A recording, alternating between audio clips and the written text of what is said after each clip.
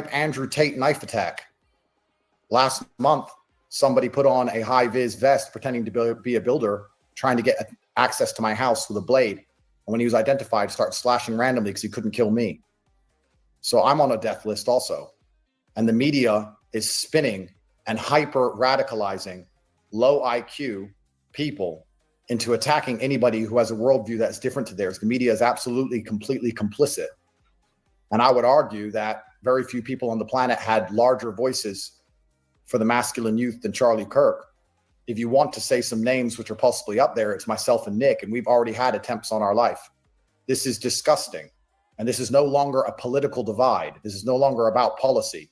This is about good and evil. This is about right and wrong. This is a war. This is almost an unfixable problem. When people are laughing and celebrating a father dying in front of his children because he disagreed with their worldview, especially when their worldview is wrong. Let's analyze as professionals.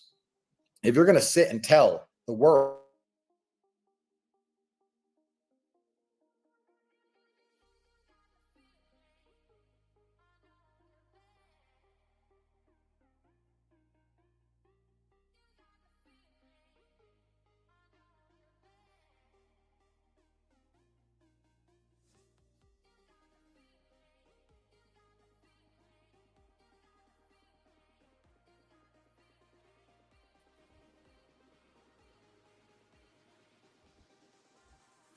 we may have a connectivity issue with Steve-O. Right now, I have no idea if anybody's watching. I have no idea if we're live. I have no idea if Steve-O is alive. I don't know if I'm supposed to be talking right now or if I should just shut my mouth. Let me try to click on the link that Steve-O included with his tweet and see if I can see myself live on his YouTube channel. Yes, I can. There I am. So it's live. I just got a text. It's probably from Steve-O. Hold on.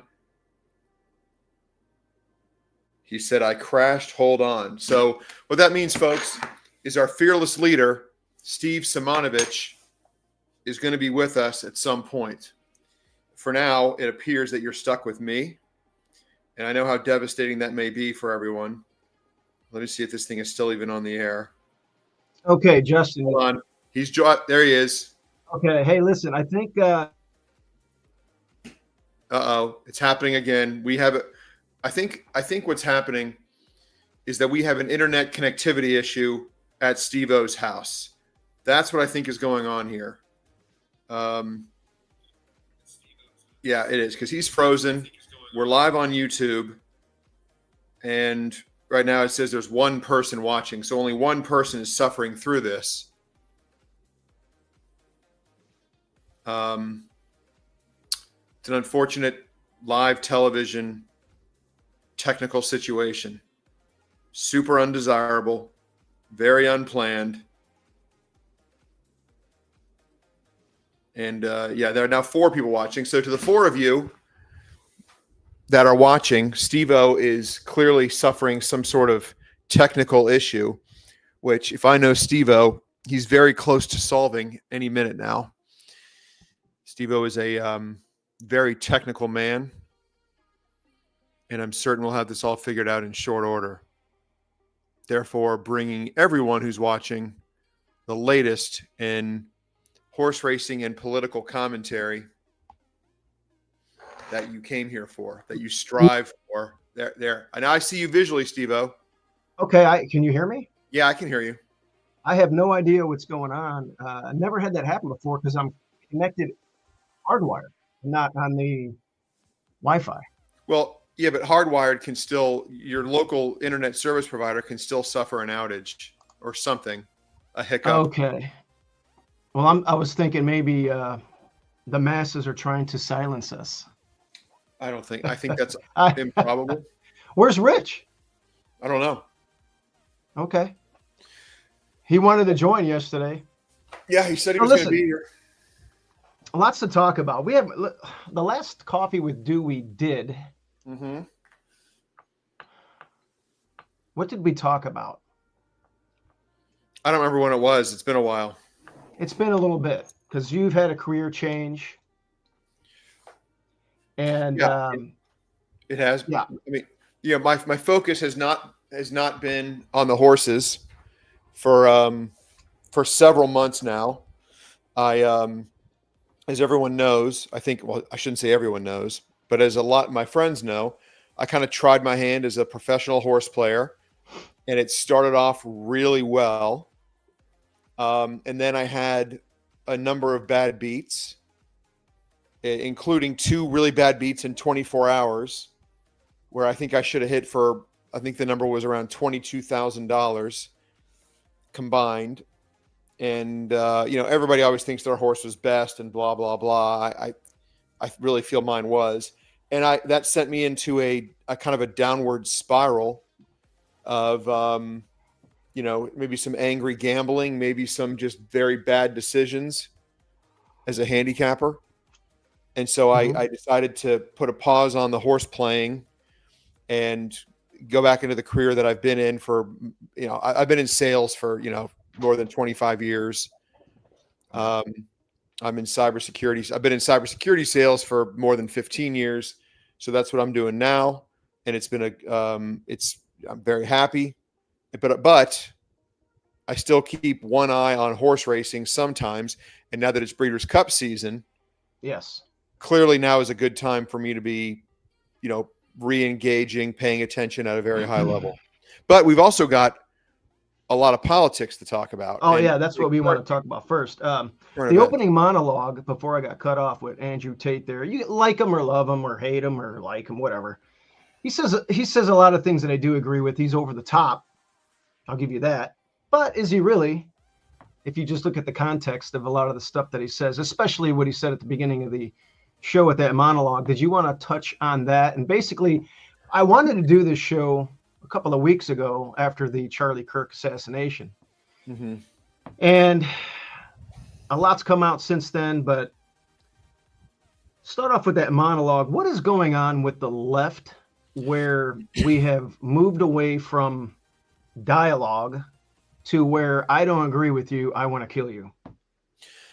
I think I know exactly what is going on. There are some elements to my worldview that you might call gaps. I don't think there's anything inconsistent, but I at a high level, I think I understand what has happened in this country over the last 15 or 20 years.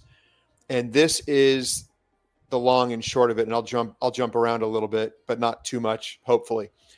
Social media has done some good things and some very bad things.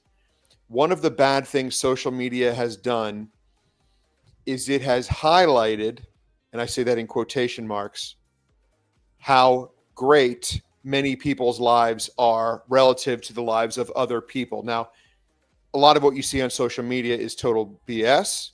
A lot of people that, post pictures of themselves and their spouse in loving embraces, they have crappy marriages and they're both cheating.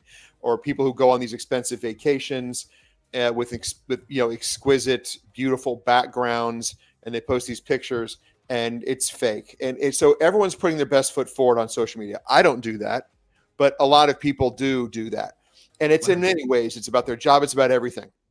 So what that has done is it has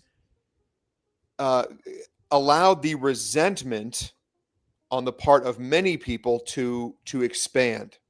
So people who were resentful for whatever reasons, their resentment has grown and their envy has grown because of what they've seen on social media. What they've also done is they have connected with other people who view the world the same way they do, which is that everybody's either an oppressor or a victim and life is unfair and blah, blah, blah. So what really is at the core of all this is, I believe, the Democrat Party has foregone the idea of standing up for like the middle class, the Rust Belt worker, things like that. Right. And what they have done is they have chosen to try to create a coalition made up of any number of people with grievances and tried to amass power, ascend to power, grow power, and keep power based on this coalition of people that have grievances. And what you have to do, if that's how you get into power, is you have to keep people aggrieved and constantly create more grievances. So one moment I'll remember forever is I believe it was the 2020 Democratic presidential primary debates, where like Elizabeth Warren and Pete Buttigieg were on the stage, etc. And that was the first time I heard them talking about how unfair America is towards transgenders. And they were all spewing out these facts or stories. And I'm like, where is this coming from? What transgenders? When did it become common knowledge that America doesn't treat? And how many transgenders are there? I mean, I'm it's like, okay. And it created this huge firestorm that resulted in, I don't think the goal there was obviously ever to win the transgender vote. The goal was to give white people something to rally around and a cause to virtue signal behind. That's what it was really about. So that's just one example. And there are a million, like I've seen this clip circulating on social media just in the last 24 hours about how a different presidential debate, I think it was the last one, I'm pretty sure it was, during the Democratic primary, I think, because Eric Swalwell was in the video, and it said, raise your hands if you would support free health care for illegal immigrants. And they all raised their hands. All of them did. I saw that. So it's like, wait a minute. What's going on here? And what is really going on? It's voter based, Justin. What's that? They have, like you just touched on it in the beginning of what you were saying. Their voter base used to be the blue collar union worker, and that's no longer there. Yeah. They have moved into, I'm going to show you a little chart here. Well, and while you're pulling up that chart, let me just, my thought was almost done. It's not a chart. Yeah, finish your thought. The bottom line is this, and we'll get into how it affects Charlie Kirk and all that. It's that there are two, if you reduce it to the lowest common denominator, there are really just two groups in this country. There is the group that realizes that life is unfair, but we do the best we can. And we try to be a strong country with strong principles and do the right thing and blah, blah, blah. And then there's the other side that sees that life is unfair, but they blame America for that unfairness, even though it's really just the inherent unfairness of life. And they believe that government's job is to mitigate that unfairness by doing things like opening the borders, giving illegals who, are illiterate in their own language, never mind English, giving them free health care and just giving them money and doing whatever, trying to change the voting demographic by moving illegals around the country, creating victims at every turn with things like transgenderism. And look, I don't dispute there are some people in this country that legitimately feel they were born in the wrong body. And there's grooming. Look at Hollywood. It is to a large extent. But I think there are people in their 50s who transitioned in their early 20s or late teens and say it was the greatest decision they ever made. That's very, very rare, but it does happen. And what has happened now is that has spilled over in this rush to create as many victims as possible, to allow the Democrat Party to win elections on the backs of all these perceived victims.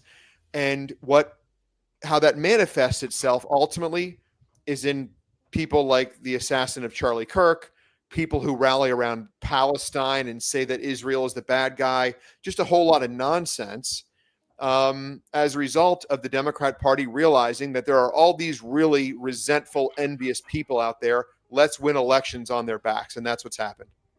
Yeah, take a look at this tweet by Elon Musk. A lot of this really rings true. The Democrat Party, where everybody was kind of lining up. Typically, people were a little bit left of center. And then as time went on, the Democratic Party just went way left with some of the stuff we were just talking about. And the person in the middle, that was the independent, naturally slid to the right by not even moving at all. And, I often say this, like JFK, he'd be a Republican today. No doubt about it. I can't see him signing on. That and Republicans would support him. Of course. Well, you've seen it now in Trump's cabinet. RFK, Tulsi Gabbard. People forget that Donald Trump was a Democrat, or if you look at this chart, he was probably that guy just left the center back in 08, but before Obama came in. What I didn't really start forming my political opinions until college, which was 30 years ago. Right. And one thing I noticed was that when you would watch back then, CNBC hosted a lot of political shows back in the 90s. Now it's finance. But one thing I noticed was that when they would have two politicians debating an issue, one Republican and one Democrat, the Democrat would usually, the Republican rather, would usually state facts, make what I thought was a logical argument. And the Democrat would make these emotion-based, almost theatrical arguments that weren't, they didn't seem like the same type of argument that the Republican would make. And that kind of led to me identifying as more of a conservative than a liberal. And I think that's what is at the core of liberalism. And it's trying to create a series of victims. I mean, how many videos have you seen? And I've seen several that show Democrat politicians in the 90s and in the early 2000s and even Obama talking about the dangers of illegal immigration. Okay. Oh, all the time. Illegal immigration used to be something everyone agreed was a bad thing. So what happened that made it all of a sudden racist to speak out against illegal? Well, what happened is the Democrats have found it's more politically expedient to allow illegals into the country, place them around the country so that the census can record this and they can win more seats and whatever, but also to rally the liberal white people who think it's good to talk, to protest against ICE. Like, what are you doing? What how can you possibly be against? And Gavin Newsom wants to unmask them. Yeah. It's like, so they can go after their families and possibly shoot them in the neck. That is about rallying the support of what I think are really unimpressive, bitter, resentful white people that need a cause to rally around and act, show how virtuous they are because they're on the side of the illegals. Like why do we want millions of poor, illiterate people in this country that are just going to take low skilled jobs, keep wages low, and also cost people like you and me, taxpayers, money? Why is that good? Explain to me how it helps anybody. And they can't even try. We want legal immigration. This country is built. My grandparents on both sides are immigrants. Came here legally. My grandfather was a crane operator right off the bat. But there was paperwork that was filled out. You swore allegiance to the United States of America and you're an American. And I have family members to this day in like Montenegro. One tried to come here. His paperwork wasn't in line. He was detained at O'Hare Airport. They sent his ass back. He didn't fly to Tijuana and cross across the border and come in here illegally. He filled out his paperwork, said, my bad, came back. I don't understand how you're breaking the law. And we can't give out all of our social safety nets to the whole world. We're going to go bankrupt. And we want people that want to come here, but we want them to come here legally. And I don't understand why that gets lost in translation. We have a gatekeeper here. Social media platforms taught each individual content user, or target, excuse me. Each of us is put into a bin. Each bin is chosen specific content for viewing. Well, I disagree with that, maybe on social media, but growing up, all of media on TV was to the left. So I had to go elsewhere to look for things like Patrick Bet-David recently and some other people. The platform is sending PSYOP-based on what the algorithm perceives as left-right leaning. Yeah, This I think creates a content bubble. I think his general point is correct. Okay. But I don't know that if he was responding to the point that I was making, that's not really the point that I was making. Yeah, he says we're in agreement. That may be true, but my overall point is that social media has had what I would call a negative unintended consequence, or maybe it is intended. What's this? Now it's flipped. Republicans are sent emotion-based marketing. Democrats are sent fact-based. Okay, I don't. Maybe he's. Even if he's correct, it doesn't matter. That's not. He's not responding to the point that I'm making. My ultimate point is that I think there are a couple of things at play. You know, I understand this guy Mabdami or whatever his name is going to become the mayor of New York. There's clearly a goal to push for, whether you call it democratic socialism or communism or whatever the stupid term is. It's irrelevant. The Democrat Party and people who fund the Democrat Party, I think, like the idea of some form of democratic socialism because they think they can benefit from it. And I think there are a lot of people in business and finance and on Wall Street who probably to some extent agree with that. That's what I think the motivation is. My problem is I think you have two very clear objectives. One side wants to effectively destroy the country as we know it. I don't mean literally burn it down or end the United States of America, but they want to destroy the foundation. And destroying a foundation requires, radical change along the way. The other side, the Trump side, the pro-America, make America first nationalist side, which you and I are on, thinks that America, for its occasional flaws, is a great country. We get most things right, and we should preserve that. And I think Justin, when somebody's walking into a gym or in a grocery store, they have, or if you're meeting somebody at a business meeting, they have an American flag patel, or if they have a shirt that has an American flag on it. What do you immediately think about that person? That they love America. And who do they vote for, in your opinion? They're probably conservative. Right. You see some random video of people burning the American flag. What is your initial thought on those people? Well, the same thing is people. And who do they vote for? Who do you think they vote for? It's the same. So the same, just like the burning the flag or waving the Palestinian flag or protesting ICE or doing whatever. Ultimately, at the core of that person is resentment. They resent the inherent unfairness of life, which they blame on the American institution. It's misguided anger. They resent. Look, everybody hates. Growing up, everybody hated the 16-year-old white kid who got a BMW for his 16th birthday. He had the rich dad, and he was just a dick. Okay, nobody liked that guy. And when certain people think of that guy, or they think of Donald Trump, let's say, they're reminded of that guy because Trump probably was that guy. Mm-hmm. And everybody hates that guy. But your resentment towards people like that is no reason to tear down the entire country, which is what they want. They don't like America. They think America is an unfair place. And then so we'll listen to the Charlie Kirk thing.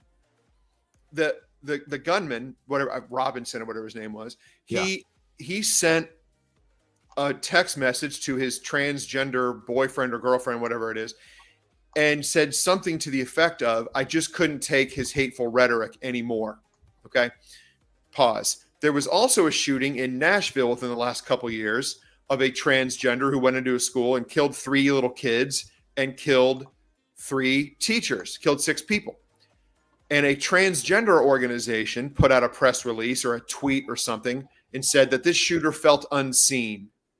We condemn the shooting, but this shooter felt unseen and blah, blah, blah. So there's this idea that feeling unseen, or in the case of the Kirk assassin, just can't take his hateful rhetoric anymore, that's somehow a justification for murder.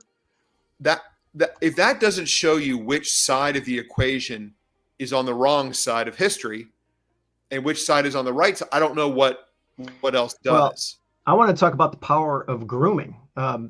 This kid, Tyler Robinson, grew up in a right center conservative Mormon family, I would imagine.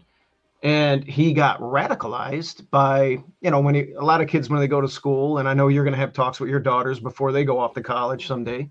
I don't know what your plans are, but you're a good father. You'll have a good game plan for that. But this guy goes to college and gets mixed up with this roommate that's a transgender individual, and gets kind of radicalized and doesn't like what Charlie Kirk was saying, got the schedule when he was coming, and decided to bring a rifle and shoot him. I don't know how it gets to that point where you go from, I guess, a loving household, they seem normal on the surface, to that. His other two siblings seem fine. By the way, this roommate, supposedly he's nowhere to be found now. I don't know if you've heard that.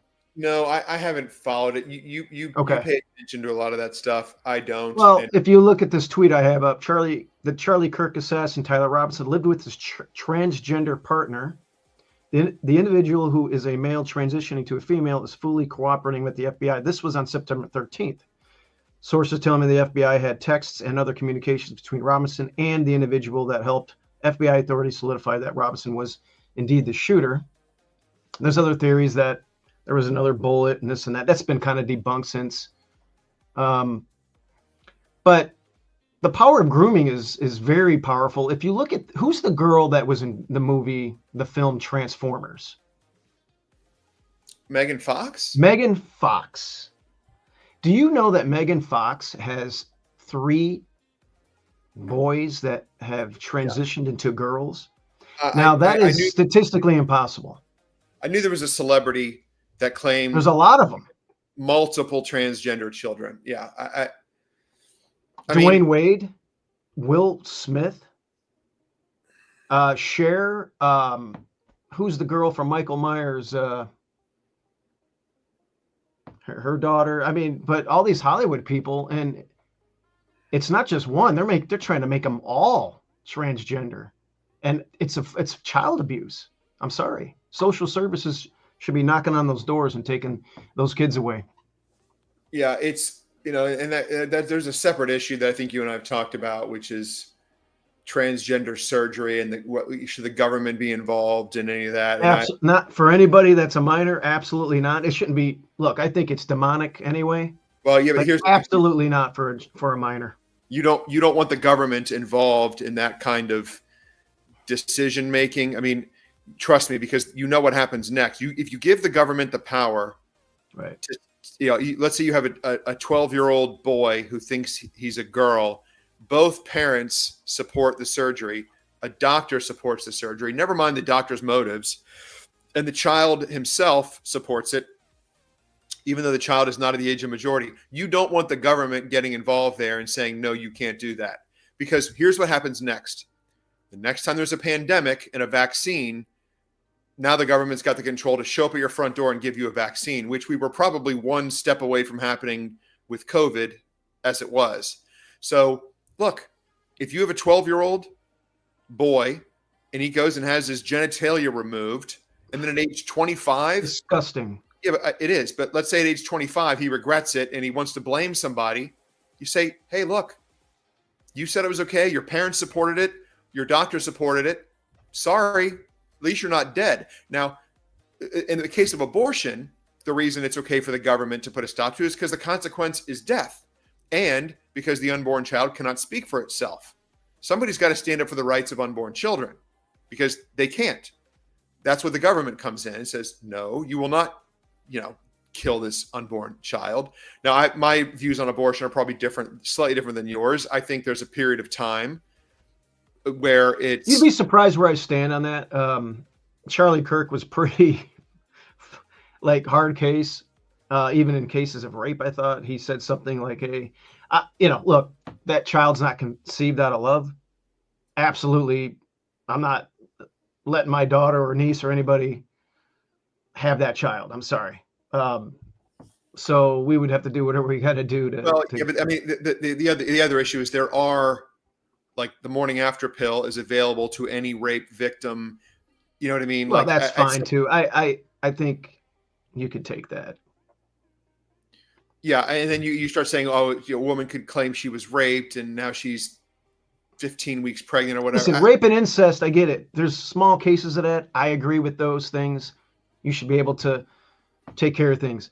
I have a different mindset on the way the child is conceived, So I think this socialist is going to win the mayor's race in New York, right? Isn't that pretty much a done deal? Well, you have, who's the guy with the beret? He needs to drop out. I don't know what he's in there for. It's Silwa or something? Yeah, the Blue Angels. What do they call them? Whatever. They're like the vigilante group back in the 80s. I remember the guy. I was like, that guy's cool. Yeah, but now, look, dude, what are you doing? Don't be Guardian. an idiot. They're called the Guardian Angel. Yeah.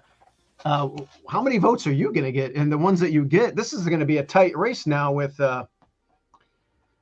what's his name falling out. But Cuomo, he's a name. He's not liked because of how he handled COVID. But then again,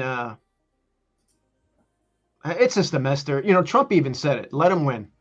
Let New Yorkers see what they're going to get. And I think that's kind of a cool thing. Let the free market dictate what happens, right? Let them win, let New York fall, and then somebody will swoop in and save it. Mm-hmm. In theory, I want to talk about Irina Zarutska, the Ukrainian girl. I think she was like a fashion model or tried to be, or she had aspirations. She came to America. We can blow through this one pretty quickly. The reality there is that obviously what happened to her is disgraceful and horrible. The only thing worth talking about is, why was this guy on the street? And the reason is because there are liberals that have reached position of authority, and the inherent unfairness of life that I talk about, they think the only way to mitigate that unfairness is through government action. And in the case of this guy who should have been in jail, he was out. Why? Because some liberal thought, well, it's just not right. He's disadvantaged or whatever. And there's consequences for it. Right. I just have no respect for people like this. I'm losing respect for any liberal. I don't think that there's any way. There's no way to bring these two sides together. There's no common ground. There's not like if the common ground was, well, we all love America, they don't. They think America is disgraceful. I told you about the American flag thing. See a guy with American flag shirt, 9 times out of 10, that guy's voting Republican. The killer, the stabber, and it's amazing how the left was trying to mute it or hide it. The guy was a full-blown racist. Yeah, he hated white people. Yeah, he even said, "I got that white girl." I mean, listen, guys. Why should we hide racism on either side? The guy was a full-blown murderous racist, and he did. I don't know where did that happen again? Charlotte, North Carolina. Do they have the death penalty?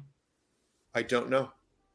Okay, well, I have a new thing. Like, if you have a family member if you have death penalty in your state, and you have a family member that gets killed, I think you should be part of the person that gets to press the button.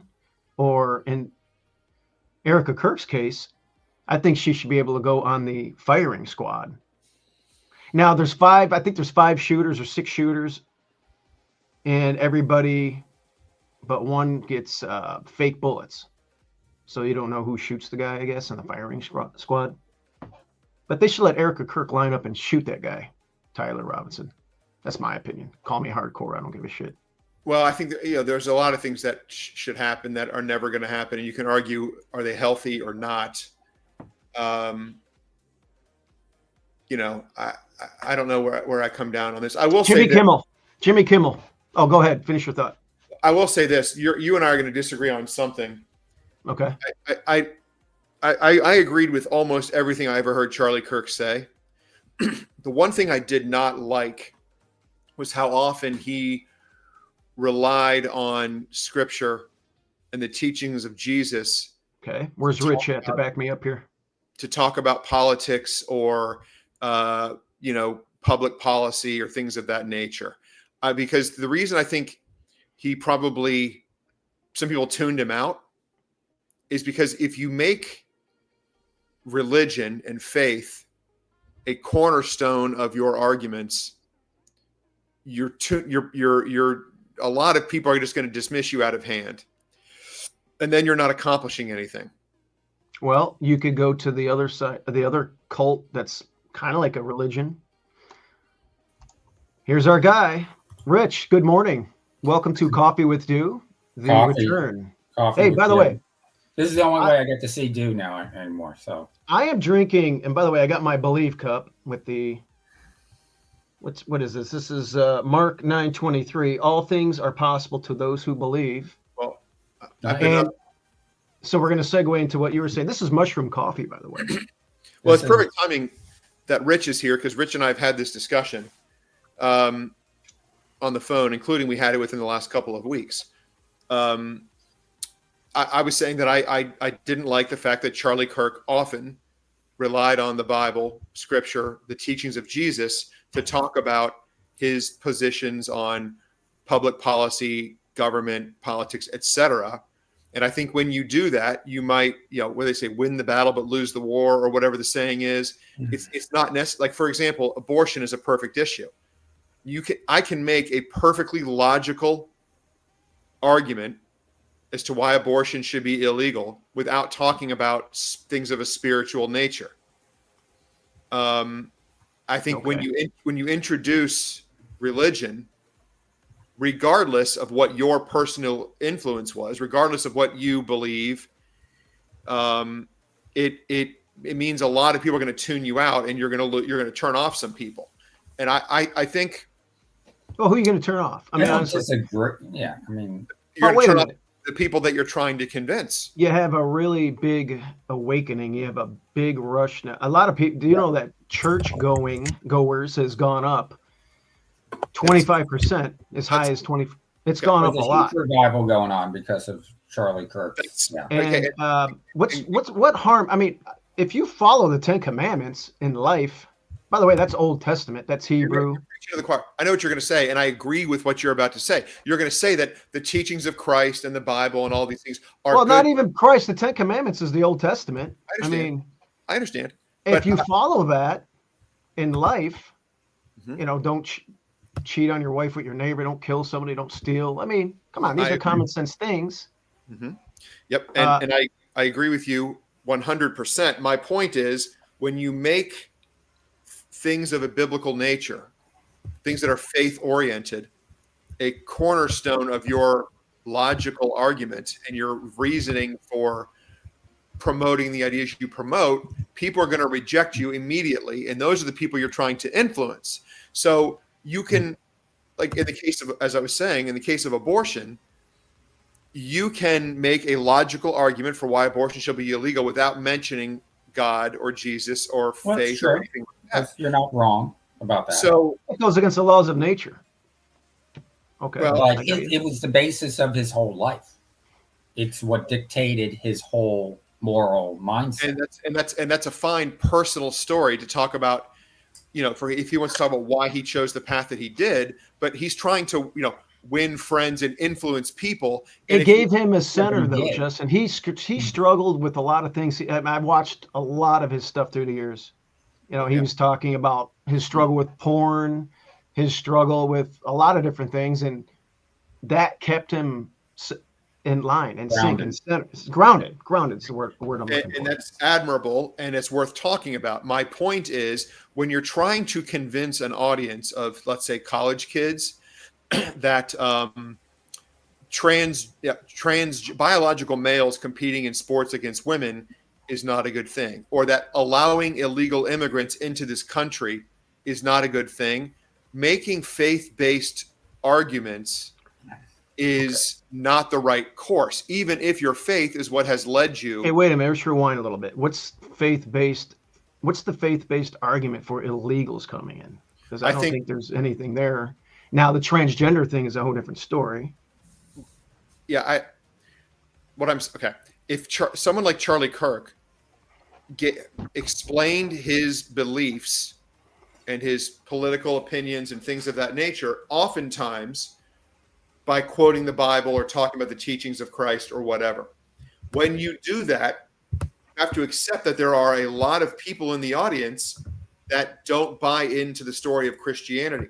So if you are someone who does not buy into Christianity and you're listening to someone make arguments that are faith-based, you're going to reject everything that they say. Therefore, it makes it harder for the speaker, in this case, Charlie Kirk, to win people over, to influence. I disagree. I think a lot of people bought in. A lot of people bought in. He got Trump elected on those teachings. You're missing my point. You're not going to get everybody, Justin. You're not going to get everybody. You're not going to get everybody. And I would say, let me just ask you this. Do you think he was successful in what he went out to accomplish? I would say yes. He had a lot of people who listened to him for sure. So, I mean, that's the bottom line. I think the bottom line is the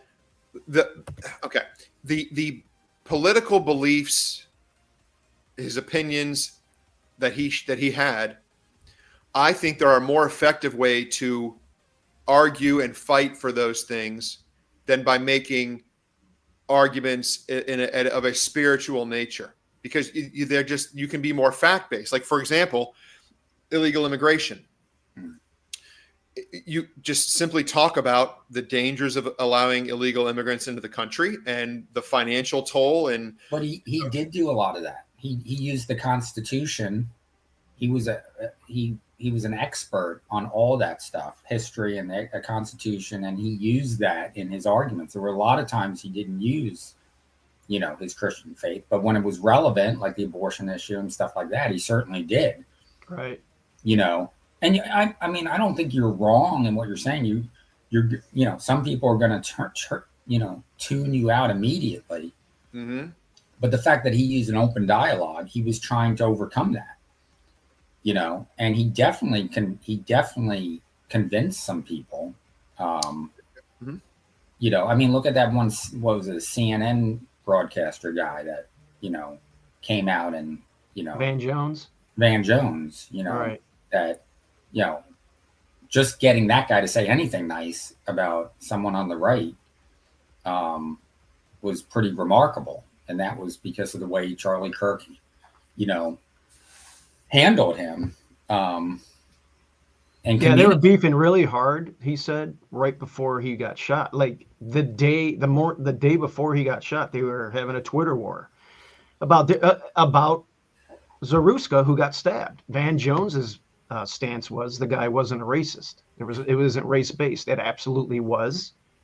The guy was a murderous racist that said, "I got that white girl." And Charlie Kirk was saying, "Hey, we have it on tape." I mean, right. And Van Jones just, didn't want to hear it. He died. Listen, 31 years old. What he accomplished, the way he was able to, he's not a college grad. He was self-taught, a remarkable guy. It's just, it really sucks because all my nieces and nephews followed him, and he had a really bright future, probably in politics. His company, he started from nothing at 18 years old, was worth, I think, north of $400 million. Turning Point USA.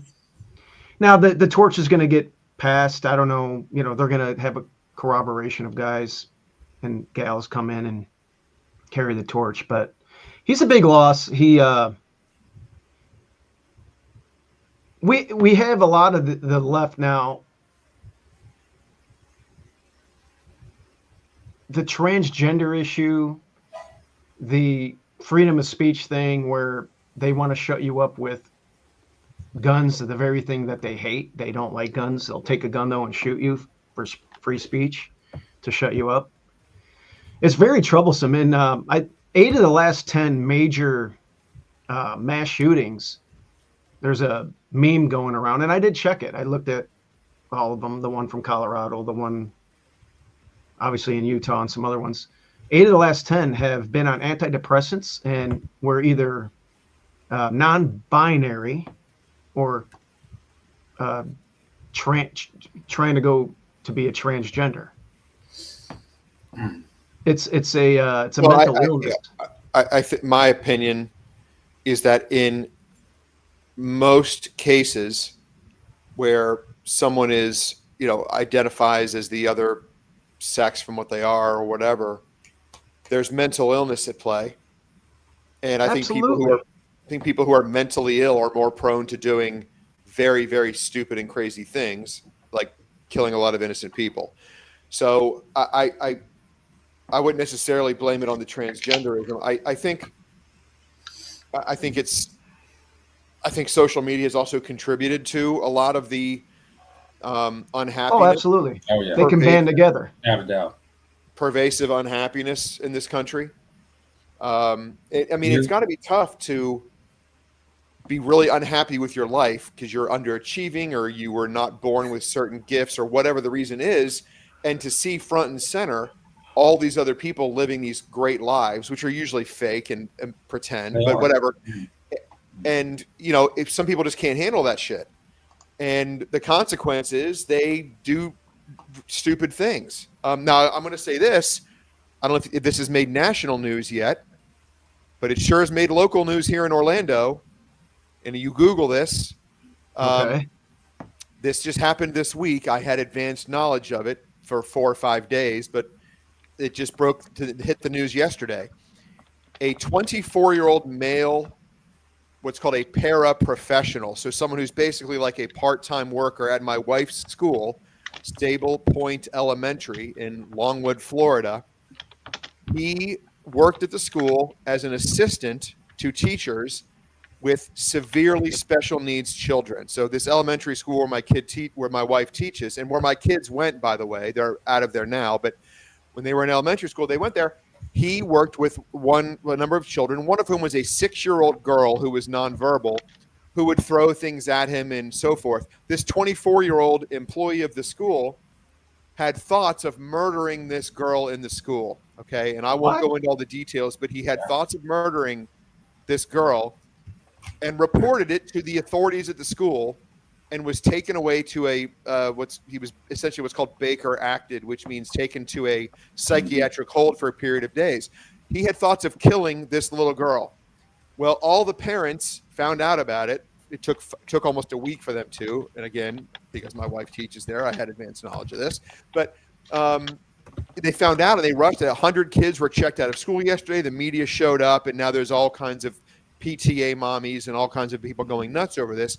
But the reality is, in this one case, this 24-year-old kid did the right thing. He realized that he was having thoughts that were really bad. Rather than acting on them, reported himself to the authorities and prevented a tragedy from happening. So this kind of thing goes on far more often than you hear about. And there are a lot more people than we realize dealing with some very, very ugly things. And we have guns in our culture. And I think there it is.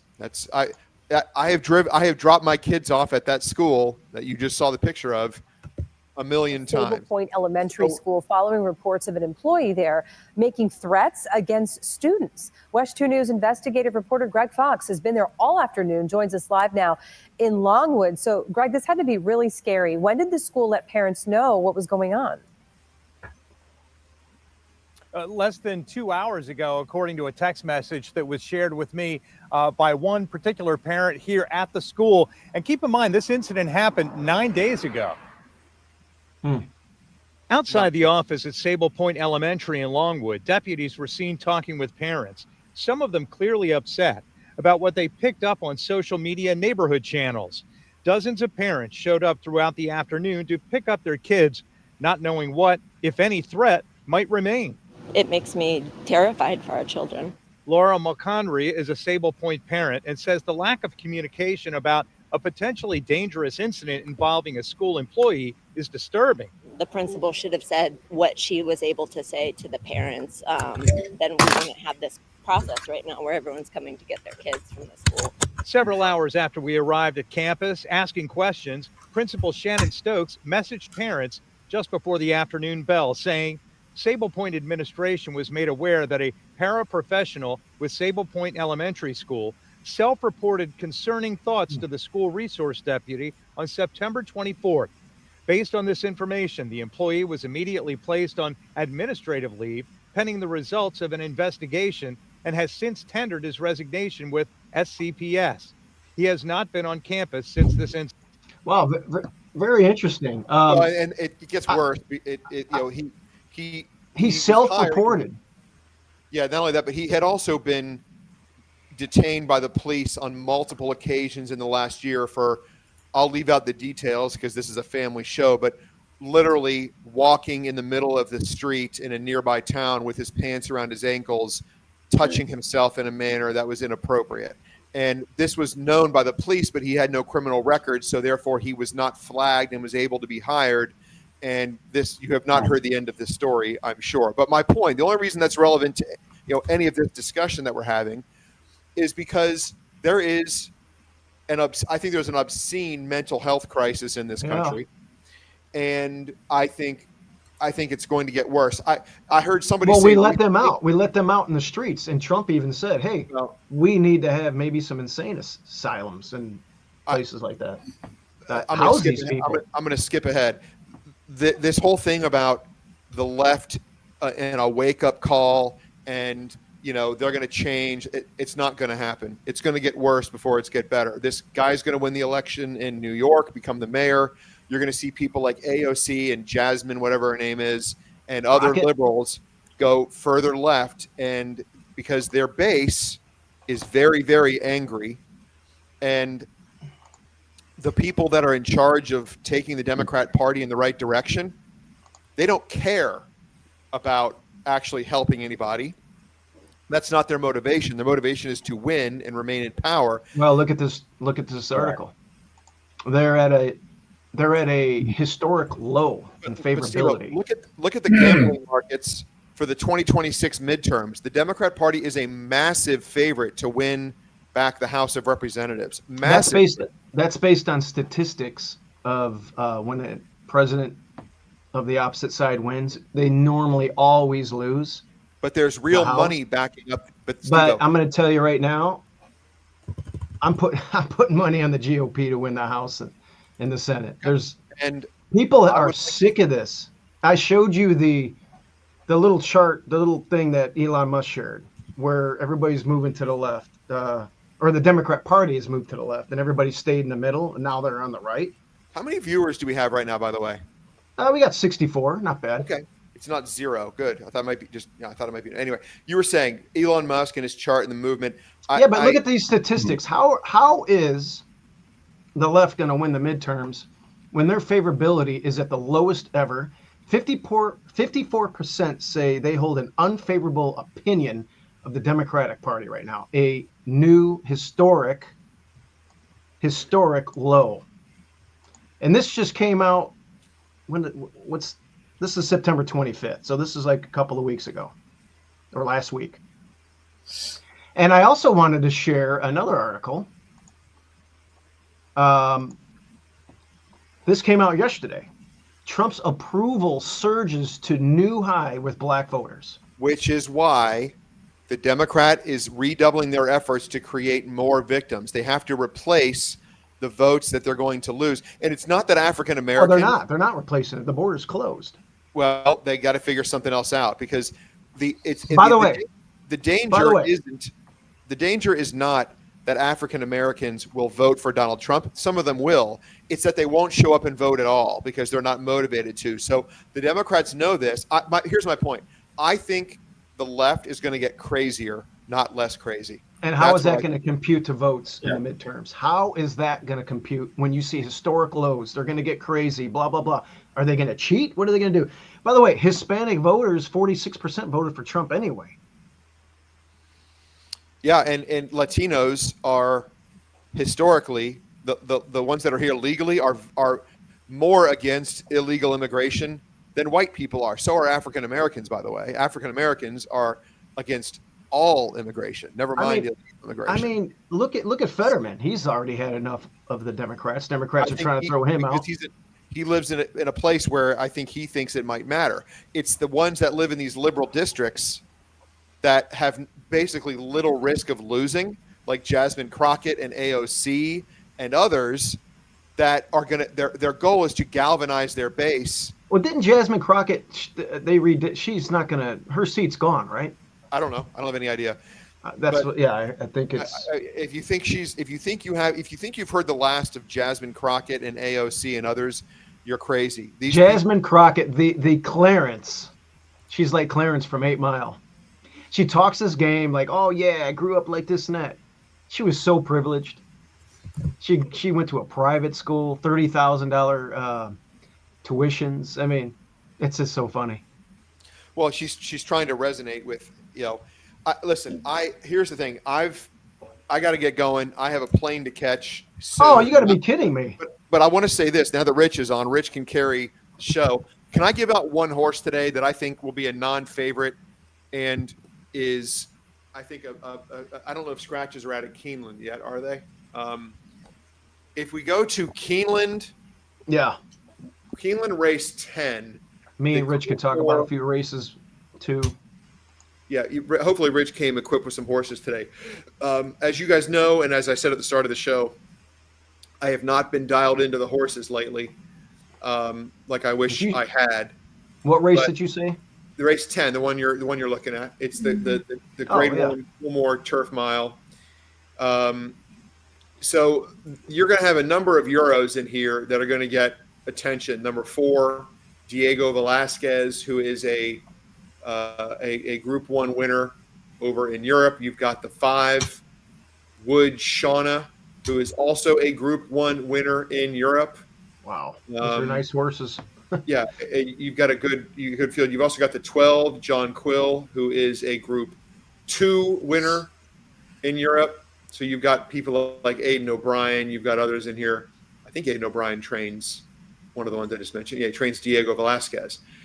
A horse that I think is going to be an interesting proposition that I think the race also sets up very well for and is going to be piloted by maybe the best in the business is number 8, Program Trading. 9-2 on the morning line, Chad Brown, Flavian Pratt. Are we going to get 9-2? I don't know. I don't know if we're going to get 9-2. This horse has also never even tried a mile before, but does have a trip of death win at a mile and a 16th, has won at a mile and 3/16, has won at a mile and an 1/8. At a mile, sometimes horses like this are horses I try to stay away from because this one's going to come from out of it a little bit. And sometimes horses that win at longer distances, they can't really keep up early with the speed of a 1 mile turf race. And that is a concern for this horse, but I think they're running this one here as opposed to, races that are available at longer distances. I think they think this horse might be a Breeders' Cup mile contender, not a Breeders' Cup turf contender. I think Program Trading is really, really good. Was chasing a slower pace last time in a race that Donegal Momentum, who is also in here, kind of just went slow under IRAD and stole the race. I think Program Trading is the play today. Rich, have you handicapped this race, and do you have an opinion? Well, I think he's a really nice horse, super honest, always runs his race. Definitely a major player. I'm interested in that. The 3, Howard Wolowitz. I think this horse is going to be able to stretch out. And he's another one that's going to be a square price in here. I think this is a very nice horse too. So that's who I'm leaning towards right now. Okay. That's interesting. Guys, I saw this horse run at Ellis Park Live. We we had Lamplighter Jack in that race, and he set insane fractions that day, 22 and 45, and we got tired in there. But he was a little bit too close to that hot pace and got a little tired himself. I don't know if he's a horse for course at Kentucky Downs, if he's going to come back here and, get class tested and do something, but he's run fast. And the race at at Keeneland here was 1.5 miles. He was very rank. I watched the replay of that race. Who are you talking about? Who are you talking about? The two here. Okay. Quattro Cinco. I have it on the Centro. Yeah, Cento. Quattro Cento. This one intrigues me if he could sit in the pocket and what I call it the Lady J trip. We have a filly, remember, Lady J. And whenever she would break and get covered up with two in front of her on the rail, she always ran her best race. And I'm hoping I can get that trip with this horse. That's just a massive step up, though. No, that's what I'm saying. It's a massive step up. I'm not the biggest Le Peru fan in the world. Well, also, so I know I'm interrupting. That horse was able to get the lead at Kentucky Downs twice, and I don't think that horse is getting the lead today. Well, he doesn't need the lead. That's the thing. I don't want him to get the lead. No, but it exaggerates his margin of victory. So, like, he got away with a 23-1 first quarter at Kentucky Downs. That's like pedestrian. Yeah. And so that's why he drew off and just, won by 4. Well, two back, he went quicker. He did. On a slower track bias. He did. He's in super sharp form. There's no doubt about that. But like I said, the race here was at 12 furlongs in April. So I watched the replay. He was tossing his head all the way around until they came around the grandstand side. I don't know what happened at Churchill that day, but the two Ellis Park races were really good. The one, like I said, that he lost where Lamplighter was in, he was way too close. I know it was a speed favorite in track at Ellis all summer, but that was not an ideal spot to be in. I think he will be class tested. The Euros are probably going to win. We're all on Americans here just because, but. Yeah, I mean, the 4-horse beat Notable Speech last time in France. I mean, that's a big time win. This horse has won 4 of his last 5 races. I think the only American that has even a snowball's chance in hell of competing with the Europeans is Program Trading. And I think Program Trading not only has a chance, I think it's Chad, it's Pratt. Yeah. They're trying this distance. No, this horse is he's a multiple grade 1. He's won 3 grade 1 races. I mean, he's a legit horse. No, I mean, look, this is the American connections you want for turf racing. And the Bernard Baruch was a prep off a more than 1 year layoff, and I think he passed the test. He closed it. What price are we going to get? What price? Yeah. How about somewhere between 7-2 and 4-1? How about let's go with 3.8 to 1. All right, so like 980. I'll take it. I would love. I'm going to see if I'm right if there's no scratches when the chart comes out. I'm predicting 3.8 to 1 on Program Trading. All right, Rich's horse, I'm guessing, is going to go off at. I think you're going to get every bit of that morning line just because of the question of the distance. And I'll be 23 to 1. I think we get some pretty questionable morning lines, to say the least, at Keeneland. But, well, listen, Nick Tamaro does the morning line. I'm a friend of his. I like him a lot. It's an impossible job. It is tough. And we all know he's a great handicapper. Oh yeah, great handicapper, great horse announcer too. Holy cow! Oh my God! I had the privilege. Well, Justin, you remember we were in the box. Yeah. He called a race, and it sucks because he's in Texas, and nobody can hear his calls unless you're local. But the guy is honestly, he's a top 3, top 5 race caller. Totally agree. He's certainly better than so good. he's better than some race cars that are at major tracks. That's for sure. Hey guys, I got to go. You're my boys. All right, Justin. I love doing coffee Rich, with can you stick around and talk about a couple races? For a few minutes, yeah. Yeah, for a few minutes. Hey, Justin, safe travels. We'll do this again. Talk to you guys. See you, man. Bye. All right, cool. So, Rich, that was the Coolmore Turf Mile. This is a win and you're in. You're really good at turf sprints. The Woodford is always a good race. I wanted to touch on this one. I don't know if you had an opinion in here. I've not looked at it yet, but I will run through it here. That's always a really good race. Yeah. This one here is another win and you're in for the Breeders' Cup Sprint, isn't it? Or is this not? It's a grade 2. Maybe it's not. You would think it would be. Let me see. There's not that many premier graded turf. Yeah, you're right. So you would think it would be. It's 5.5. Anyway, Wesley Ward is the king of Keeneland, as you know, and I was leaning towards the one Arrest Me Red in this spot. Well, yeah, very nice horse. Gosh, he's got a very, you never know what kind of running style he's going to run. I know. Mm-hmm. I don't like the rail post with the fact that he doesn't have a lot of great early speed. Correct. So that's a concern. That's a concern, especially at 9-2. Okay. And you look at his lifetime record, Dynamite, right? You look at his record at Keeneland. Well, he's missed the exact 3 out of 4 races. That's not true. good. Let me dig deeper in that. Okay, so 5.5. He was in the Breeders' Cup Sprint. This Doncho horse looks pretty legit. He's, I guess, the favorite. I mean, if you take the Breeders' Cup Sprint out, the Shakertown 2 years ago wasn't bad. He did win here in October last year at this distance.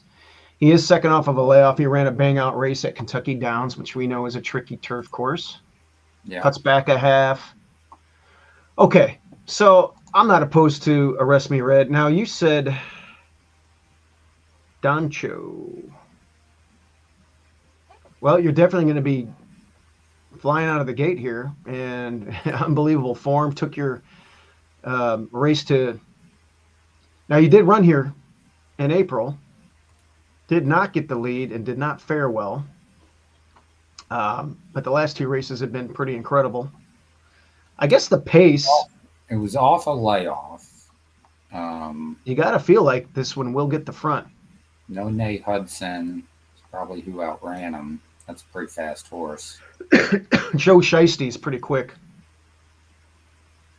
And it's going to be keen. But I'm not sure I like the price on this horse. Yeah, and I don't like you said, a horse that didn't hit the board in his only Keeneland start. Now he's going to be the favorite. I don't like that. That's a big negative. Mixed reviews on the siblings for the 2, who has never run on turf, but it's super quick. Yeah, I mean, that's a really interesting horse. I mean, that's the type of horse that should take to a turf sprint. He's got really strong tactical speed. Mm-hmm. Got to cut back a little bit here. Yeah, that's always a challenge. But it's a very talented horse. Yeah, I mean, I just respect Wesley Ward a lot. I'd be really intrigued with World Record if the price was better. Governor Sam's interesting. It's 3. Really? Okay. 3-year-old. Yeah, 3-year-old, huh? Those Saratoga races are good. We'll have to see how much this one, matured. And again, I am always willing to draw a line through a Kentucky Downs race. You don't draw a line through a good 3rd place finish in a grade 1. The number didn't come back quick. I don't know what the rag is, but That was at 6.5. This is a different game. This is 5.5. His 5.5 furlong races are all pretty good. He was pretty good as a 2-year-old, going 5.5, and 4 out of 6 at this distance, never been off the board. So yeah, absolutely, Governor Sam with Erad, and Weaver's a really good, turf sprint trainer. Oh So yeah, that one great is comment. intriguing. I mean, Weaver, Irad, yeah, and he's cutting back. I mean, I like he's cutting back from 6.5 at Kentucky Downs on a wet turf course, switching back to his preferred 5.5 on firm.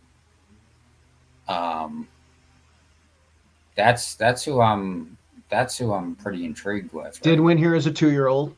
I'm not saying I love him, but I think the price is going to be right. He's talented horse.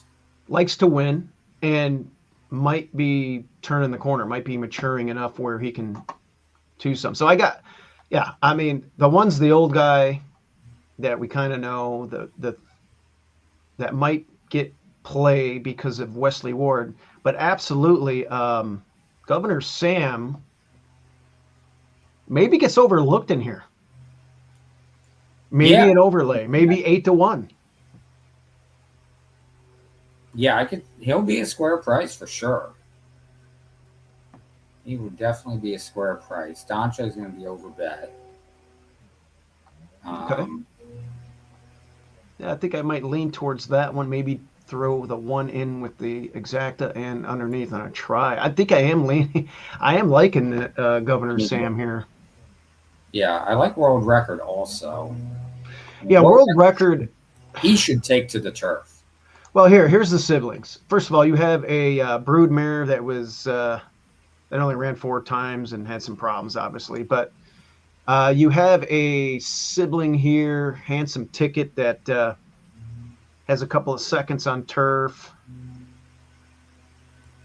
2 others that did not run well on turf. But you're out of a brood mare that was sired by Exceed and Excel out of Australia. So you have to assume that one. By the way, Marwa. Yeah, those Great Britain, Australian bloodlines are pretty much turf. So you would have to assume that. And it's got speed, so even cutting back. Yeah, that's going to be an interesting race. 1, 2. We can center around the 7-2. All right. Yeah, and I mean, the Euro is no slouch. I mean, first time this horse came over, ran second to Cogburn, the 8. Yeah, Cogburn was a monster. I saw that one run live at Lone Star. It broke dead last and won the race. And oh man, yeah, he was. Still can't believe he threw a dud in the Breeders' Cup. Yeah, I remember that. I would have hit a massive double in that. He was such a dominant horse. He just, I don't know, it was weird. Yeah, he wasn't cranked up all the way. He broke sharp, got the easy lead, and I was scratching my head that day. Gosh, this is crazy. Look at the age on this 8 horse. Yeah, I mean, look at that. 9 years old. 2.4 million in earnings. Running mostly sprints. You're usually not going to make the bigger money in turf sprinting. Although over the pond, you can probably find more races like that. Look at all the grade 1s this horse is running. Yeah. But, yeah, to make that kind of money. I mean, maybe it's got one more race left, but it looks like it's... he's in good form. I mean, he came over and ran a good third. The Tory's hot. I mean... Yeah, look at the weight this horse has been carrying. How many races? 135, 130. So now you're down to 121. Yeah. Let's take a peek at one more here. I don't know if you have anything else that you want to look at. The First Lady. It's a grade 1. Let's see. What did I... the 8th. Okay. So... I feel like Justin's been on this 5 before.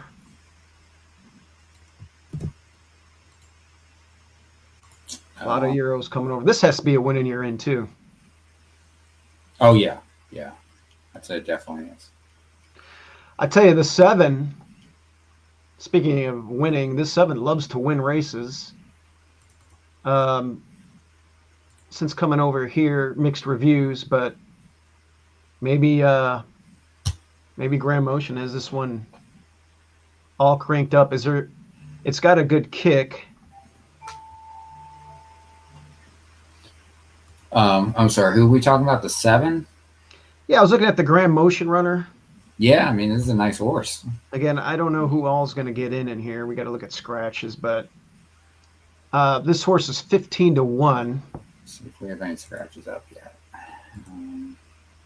Might not be in this race. Did win the yellow ribbon out there. I don't know what he beat. Dylan would know these horses better than us. Well, there's Public Assembly. Not much there lately. Yeah, scratches are not in yet, but there might not be any in a grade 1. So, but sometimes you get over here. This horse hasn't won since 2 years ago, and now it probably had some problem. Now the light bulb goes off. It wins a race, and this mare must be feeling pretty good for Grand Motion to say, "Hey, let's run in this spot, and we're going to get a huge price." And I was looking at this race last night, and I was like, something interesting about this runner in this spot.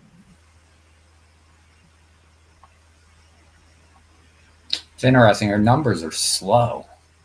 Yeah, I know. She did get a big late pace figure 2 back on Breast, which is a good sign. But her 3 races in this country, even though she ran well, figures are slow. Yeah, the 2, the figures aren't the greatest there either, but I feel like this one could probably, the Tory, I don't know. I mean, I don't think he's going to really send that horse out of there. I don't know what your thoughts are, but I think the 2 could probably grab the rail and get the front early. And that would be its only shot of winning this race, second off of a little bit of a layoff here. It probably got a little bit tired. It was sitting second, made a move, and just got tired. It should be tightened up. Yeah, I mean, she hadn't run since May. It was first race off a layoff, and lightly raced 4-year-old, likes to win. So it's another one that I was intrigued with. The problem with her is she's not shown she's grade 1 material. I get it. That's a big concern. She's a grade 3 winner. Yeah. But let's see, who do we have? Who do we have that's a legit grade 1 horse in here? Well, that's the question. 5 is a grade 1 winner. That's the one you mentioned that Justin had been on? He mentioned that one before. I remember he picked it. But, if you look at the overall field, even on the also eligible list, not a lot of multiple grade 1 winners in here unless you really dig deep. Yeah. So it's not your typical, No, it's probably why they got such a full field. Yeah. So it's probably ripe for the taking, but yeah, I was interested in the 7 just because it's just an interesting spot for those connections. Now this Clement horse looks pretty good. Oh, Zara. What's wrong with this horse? Where's that one at? The 10. You got Irad getting the call. It's coming off Austin Spa win at Saratoga. Another one that likes to win a lot. She loves to win. She's interesting. Boy, the Saratoga form on her is just unbelievable. Everywhere else, okay. She gutted out an allowance win. Yeah, did she? In Yeah, Tampa. she's on the improve. Did she just, love Saratoga, or is she really rounding into form? Yeah. Well, she is a 4-year-old that's probably matured now. Mm-hmm. It's an interesting. You're gonna have to work out some type of a little bit of a trip. The threat is getting a little wide out there, not being able to tuck in at some point. So, yeah, But yeah, I think the 2 is going to get the front. The 2 horses I like are kind of light on numbers and class. I get it. Well, this race has price written all over it, doesn't it? Yeah, I think so. I think the 2 is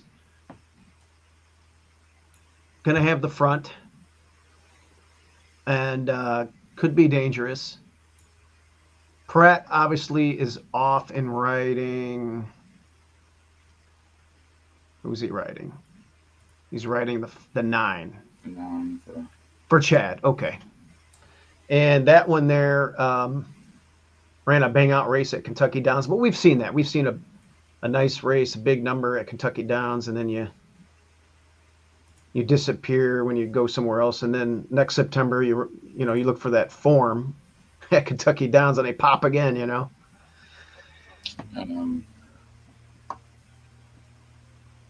Now this one did just missing the Belmont Oaks as a 3-year-old. That's a grade 1, but yeah, as for a grade 1 race, it's not like holy cow, there's like a monster grade 1 horse in here. You know what I mean? Yeah. 1 for 1 at Keeneland for the 9. Yeah, one broke its maiden here, so you got that going for you.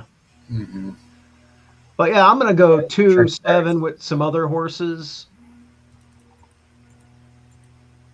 and then see if I can catch a bomber trifecta. Did you have a lean in here? I mean, really. I don't want to put you on the spot. Without you digging into it. I scanned at this stuff last night a little bit.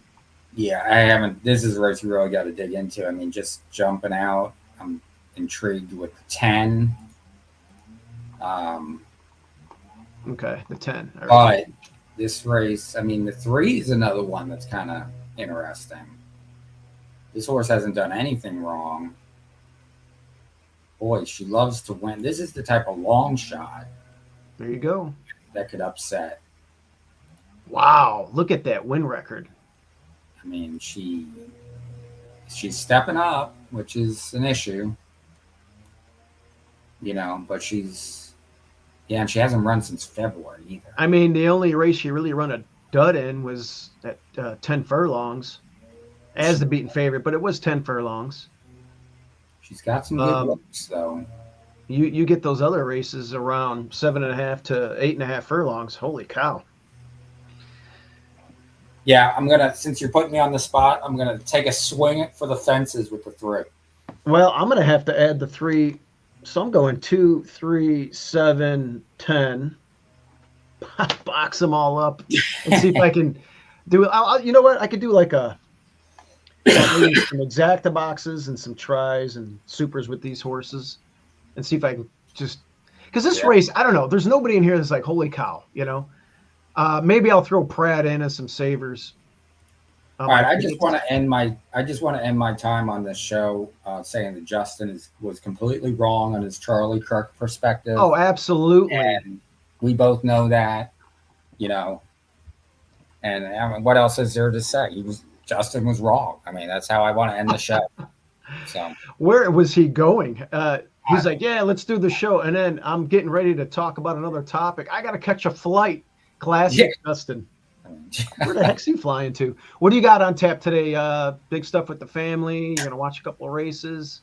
I'm meeting a friend for a coffee here shortly, and then tonight our church has their annual missions dinner where they have different missionaries speak, including a friend of mine, this guy Joseph Dang. He'll be speaking. I heard him a couple years ago at this same dinner. He was one of the lost boys of Sudan. If you're familiar at all, what he went through over there, he was in the military. He was like a child soldier. I mean, it was nuts. Was he a Christian Sudanese guy? Well, he eventually became one. Yeah.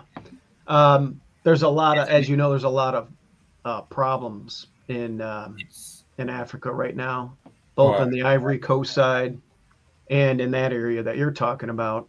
It always with a lot of Christian persecution. Oh, unbelievable. People don't even know because our media doesn't report on it. They never report on it. It was like 60 65 Catholics that were hacked to death like just a couple weeks ago in Uh, Nigeria. They said 7,000 in the last year have been killed. Yeah. It's not. But he was shot. This guy, it's unbelievable. He's even alive, and he's now a missionary for our church. You guys, he's you know, he's an RN here in the States, so it's amazing. He does he still have family in Sudan? He does. Yeah, his wife was just over there for a couple months taking care of her mother. Okay. But he's got several kids, and he goes back and forth. They just built a church over there. Nice. Good. Yeah, I always worry about those guys out there. One of the things that I want to do, it's on my bucket list. I want to go to Ethiopia. Well, that'd be something. Yeah, they have a very large Orthodox church there, and a lot of good history with the old Bible and everything over there. It's just really neat. People What don't do you got realize. going on? You got nephews playing football or anything today, or? You know what? My nephew does have a football game today, but my other nephew, Yatsik, is like a hockey phenom. I have to give him $20 for every goal that he scores. And he got me for a hat trick in the last game. So I had to rip off $60. I'm getting off cheap. My daughter, a couple of weeks ago, I told my daughter, we were in a tight softball game. My daughter was the pitcher, and I told her she would get $2 for every strikeout and $5 if we had a scoreless inning because we were winning by 1 run. Yeah. And she struck out 2 girls and held them to no runs, and so that cost me $9. But it was a good drive, right? Well, that was 1 inning, though. Multiple innings can add up. Oh, yeah. I told her I can't afford for her to do so well. Yeah, that's good. Today I've been doing a lot of golfing lately, too, which is good. Yeah. It relaxes me, especially when you're hitting the ball pretty good. You need to come down to Florida. I need to get down there. All winter long. Yeah, I need to get out there and do some golfing. And then I got to talk to Justin about his 50th birthday party that he's supposed to be doing. I'm not going unless he starts picking some winners. No shit. I had a bit of a bad run. At Hawthorne, we had a horse win at 16-1 and get DQ'd. And then I gave out another horse on my group chat, Polska Sue. She was even money favorite, but she had a vet sticker with a pre-race syringe in her, missed the jugular into a muscle. Oh, man. And she ran terribly, and we're having a lot of problems with her right now. That's why she ran bad. And then I was like, oh, man. So I didn't give out any family horses on Thursday. And lo and behold, Neon Dion won at 16-1, paid $35. Well, that reminds me of, I don't know if you remember, like a month ago, because you were in this conversation on my Spot Plays subscription group. Mm-hmm. And I gave out a horse at Hawthorne. What was her name? Midnight something or whatever. And she ended up running third in her turf debut. Okay. And I even put her in my watch list saying that she should stretch out. Well, she ran on a Sunday, like a week or two ago at Hawthorne, and she won at 18-1. Oh my God. I was pissed. Oh, I might have missed that too. Yeah, you would know exactly the horse I'm talking about because you were in the conversation because you thought she looked pretty good too. You liked her turf pedigree. She was like a 1/2 to 3 turf winner. Yeah, I remember that one. That one came back and won. I don't think I was at the track that day. Unbelievable. Did you have it in your? You didn't have it in your Equibase stable mail? I did, but I chose that day. I wasn't going to play. I was busy with stuff, and of course, it's one of those things like she might run good.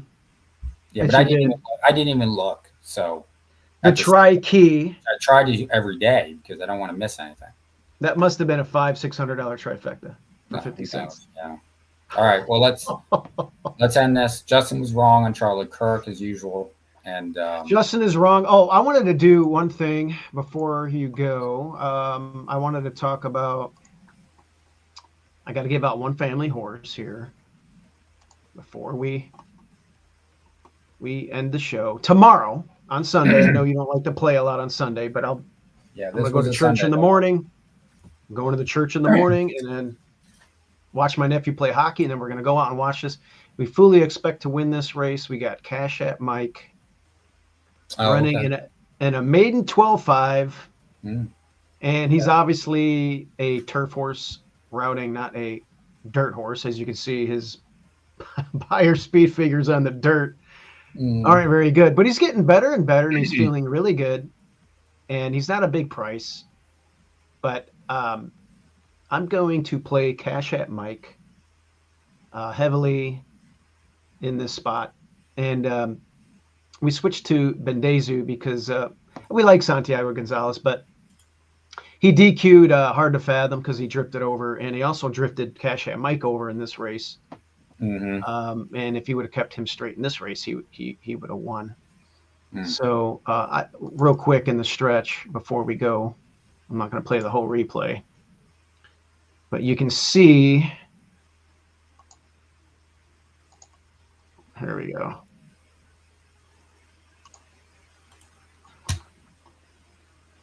With a gray horse.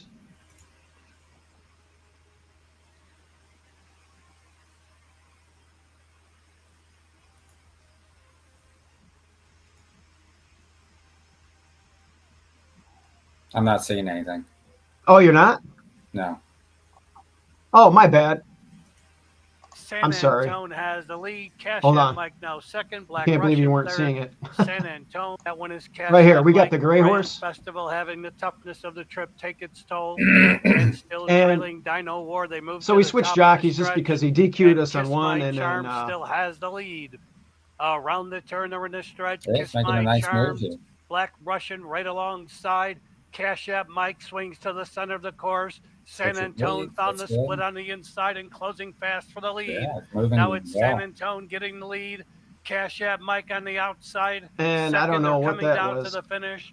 San Antone has the lead. Good Cash App effort. Mike now second. Black Russian third. What do you think he's going to San go off? Antone will hold on to. You know what I'm saying? Keep him I remember straight. seeing that Cash App actually. Mike Yeah, that was a good second. effort. Then it Wasn't that Black strange? Russian And then he Dino. gallops out really well, and we're like, "Hey, dude, what did you do?" And he got us DQ'd. He's already way past all those horses. Yeah. Yeah, he also got us DQ'd. Wow. Look at that. Yeah, That's great. yeah. He got us DQ'd on the other horse. We're like, we're gonna switch jockeys. So I know we like him. We think he pops his cherry finally. He's an Arkansas bred that doesn't like dirt. So that's kind of an interesting thing. But anyway, right, Rich, have Good fun luck. today. Good luck, And everybody. good luck. Listen, And good luck, we'll talk everyone. soon. All right. See you. Bye. All right. Bye-bye.